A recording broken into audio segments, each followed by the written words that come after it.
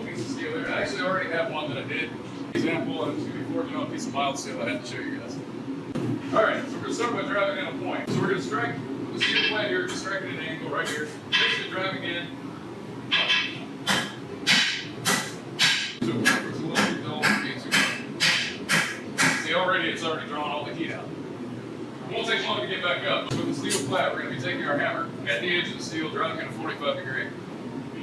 And that's going to drive a point down into it. If you want a point to go the other way so that you're doing like a sword point and slowly pick up your steel so that you'll be driving at both the downward angle, and technically this is basically acts like a hammer. When you're hitting it on the top, you're in a sense hitting it on the bottom as well. So you can work both sides at once. All right. And so after you start driving it down, you'll notice it starts rolling over like this. So you notice it's curving into a U shape. Don't put it with the U shape down, because we've discovered if you hammer it flat there, that might actually roll in on itself. And then you end up with what's known as a cold shut. We're going to continue the process.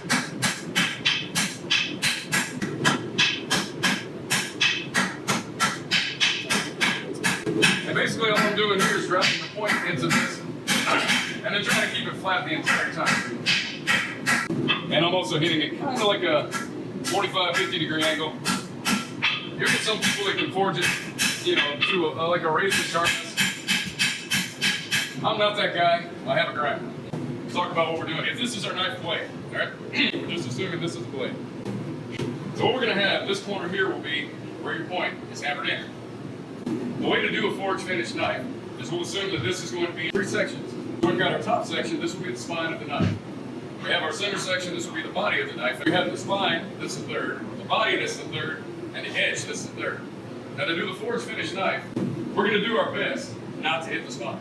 We're going to want that to be as thin as our stock is. If you want a thicker spine, get thicker stock. And what we're going to do after we get the point driven in is we're going to start hammering first on the center, on the body of the knife, on that center third.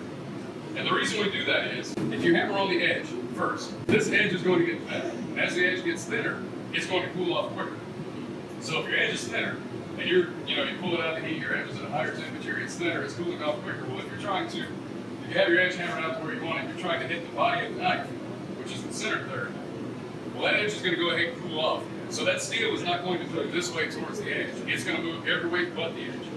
So we're going to start with the center, and then we're going to slowly move towards the edge.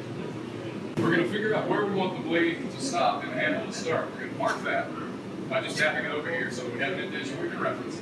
We're going to start hitting in the body, and we're going to hammer towards the edge. Come up a little bit and hammer towards the edge, kind of like a typewriter. And then it goes up, and then it goes up, and it goes up. We're going to do that from the base of the blade, where the handle starts, all the way towards the tip. To do this, do this, do this, do this. It's going to take a while because, again, this is a heat sink. So we're going to do it a little bit, and as the color starts to disappear, flip it over and flatten it out. Here, we're going to figure out roughly where we want the edge of this knife to be. I'll say about here, right? It's going to be 6 inches or so. And we're going to find this sharp spot on the anvil, and we're going to mark it. So there you go. See, there's an indentation, right? Right here, this is going to be where the blade is going to start, the handle's going to start. And I'll hammer this a little bit flatter in a minute. Okay? Tap this back flat. Bring it back up to you. At the body, where the blade starts, we're going to hammer the body towards the edge. Come right up next to it, body towards the edge. Body towards the edge. We're going to literally go down the entire length of this knife. And there's the edge. So we're going to come over here. Try to get a good grip. This is a little high for me, so.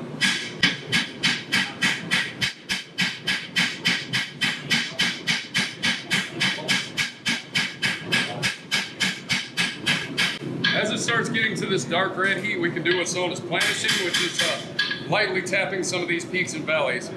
You lightly tap them flat. The other side should be decently smooth, but right here, lightly tap them flat. So we can see where it's starting to draw everything out. We're going to make a couple passes of this. And we're going to, I think we're about right here.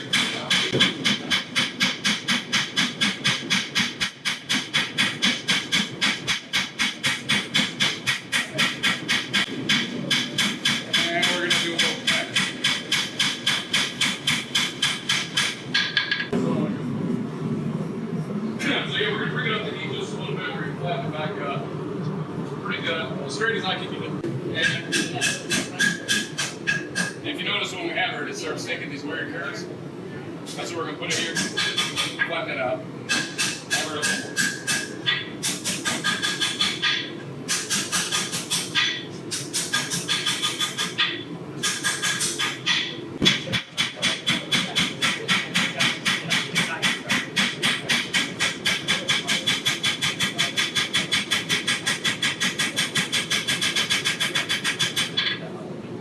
We're going to address the tip just a little bit more, try to draw it out a little bit more because it's thicker.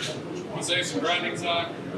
But my next step is going to be to hammer on that, and then I'm actually going to start with a slight angle, fixing this edge. It's highs and lows, it's thick and it's dented. We're going to actually, with a slight angle, do that, and we're going to finish in a lot of these bumps. So you can see it's getting there. It's not perfect. We're going to try to get it perfect. It's still just a little bit thicker than I want.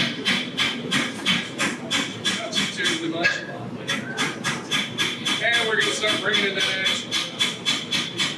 And you can see the edge starts to smooth out a little bit better.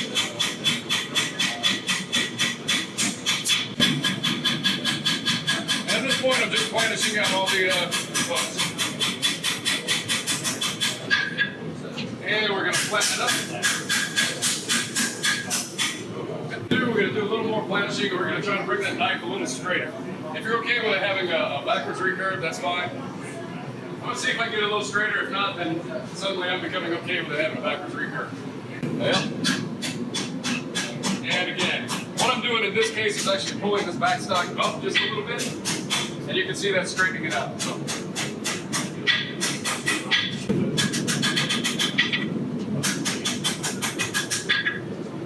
Again, we try to keep it about as straight as possible. And that's not too bad. Not too bad for an amateur, I'll say that. Alright. I'm feeling pretty good on that. But basically, if you look at our knife over here, what we have is we have an index finger indentation, which is where your index finger is going to sink. And actually where the knife curves, where we first started hammering that in, that's known as a choil. And generally that's kind of thicker and your hand can butt up against it. And if it's not pronounced enough, you can fix it with a grinder, you can hammer it however you like. Some people have bigger hands, some people have smaller hands. If you're making a knife for yourself, you can literally continue to grab, not while it's hot, grab it, get the feel of it, take it to the grinder, and continue to edit it as you go along. What we're going to do is we're going to start by hammering in that index of the blade, where it's going to sink in for your index finger. And what we're going to do is I'm actually going to lay it flat with the blade side up. And I'm just going to start lightly hammering in. I'm going to hammer it down so that we bring the indentation, and then I'm going to try to profile that. And again, as you hammer it, the blade stock is going to get thinner, but it's also going to get thicker this way. If you want thicker blade stock at the handle, that's fine. If you want to keep it the same thickness as what the rest of the blade is, you're going to hammer it down, hammer it flat, hammer it down, hammer it flat. And that's why if you have a reference mark for where you want your handle to be, don't worry about that too terribly much. Worry about that as you start hammering in the belly and the butt of the knife, which is going to be where the knife does this and it sinks for your pinky. If you try to make it these parameters every time, you're going to end up with a really thick knife, because as you hammer it flat, the steel is going to draw this particular way. Alright, so it should be hot enough. I normally do this the other way, but I'm going to start right here. I'm just going to start dipping that in some. Get that a little flat, I'm going to dip that in some more. And I'm actually changing my hammer blow. Kind of curving around where I want that to be. Like that. You're getting it flat.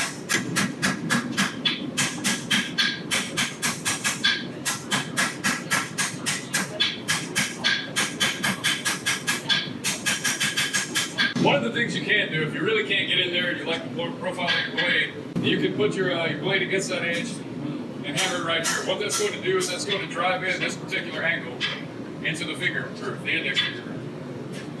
Consequently, you can also hammer this in and then go take it to the grinder and profile it. And I'm changing my hammer blows so that I can kind of address this in here.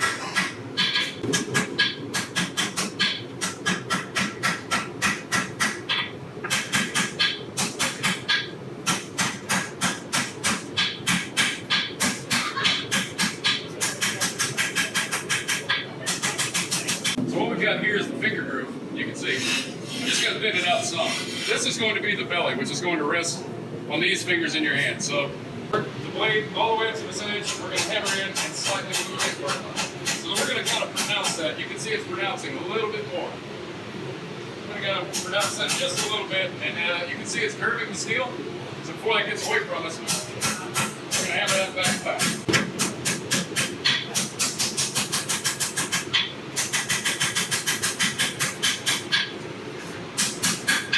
Alright, I think I still got enough heat to hit it just a little bit more here.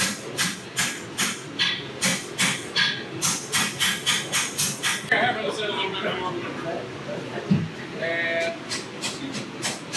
get that a little more pronounced. Pretty much go. And going back flat again.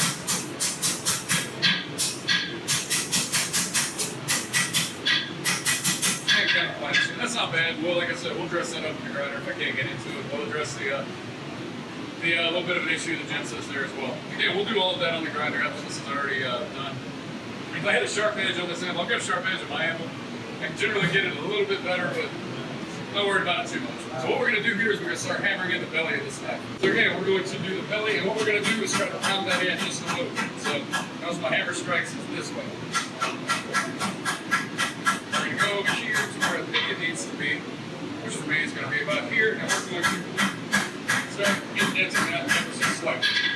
And we're going to chase this in, hammer it a little bit. Okay, I'm starting to get away from this, so we're going to go back to that, and hammer that in a little bit more. We still have a little bit of residual heat. Starting to get a little too cold to hammer, so. And you can see it's starting to take shape. We're going to hammer a little more, and now we're going to work on the butt side.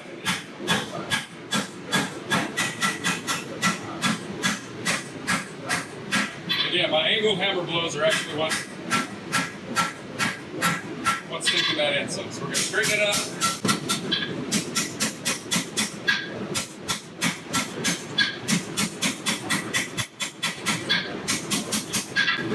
Alright, so we're going to bring this out just a little bit more. And then I think we'll be at a point where, you know, we'll flatten it out, planish it, and that would be where we would let it cool down and drill holes. This way over here, this way. That's starting to get away from us just a little bit, so we're going to dim that back out and pronounce that.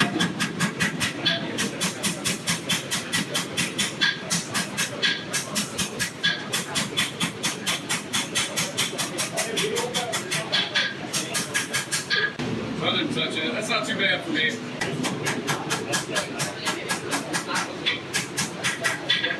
Right, we're just continuing the same kind of thing, hammering in the butt a little bit. That feels pretty good to me. Flatten it out a little bit.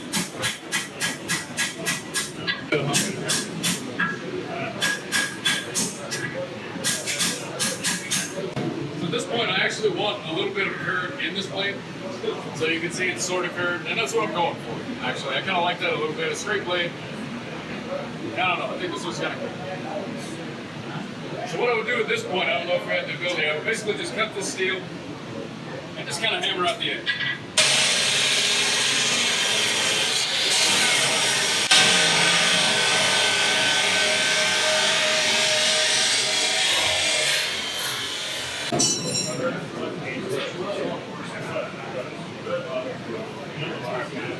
So we're going to work on the end here. So we're going to put this in backwards. Kind of sink in the butt of the knife where we have the, kind of the hand stop. What you do is a fishtail pattern. So you hammer like this, and what that's going to do is draw the steel out. And it's also going to put in what's known as a distal taper. A distal taper you'll see in a lot of knives where the stock is one thickness and then starts slowly going in. Now we're not going to go all the way to a point, but we're going to bring it in some.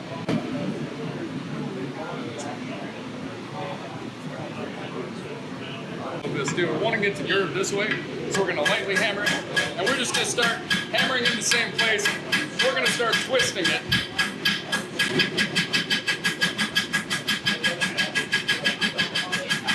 And you can see we're kind of hammering that in there. So we'll go ahead and hit it on this side a little bit, twist it the other way.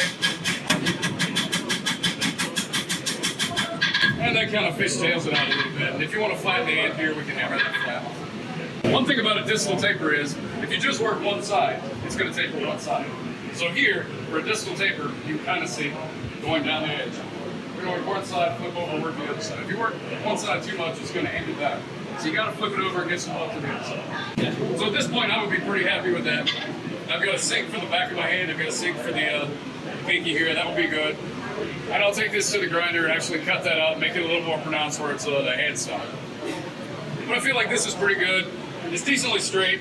So before I took this to a grinder, or before I took it to actually drilling holes, I'll just put it over here in the post vise and just let it sit.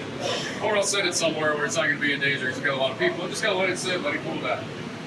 If you wait till after you've quenched your knife and you try to drill through, you're going to have a lot of issues. You might have to heat it back up. You burn through 20 bits. So this is a good time to do it before you ever quench. Really, you can do it before you ever normalize. So what we're going to do now is we're going to kind of clear out and move to doing the handle.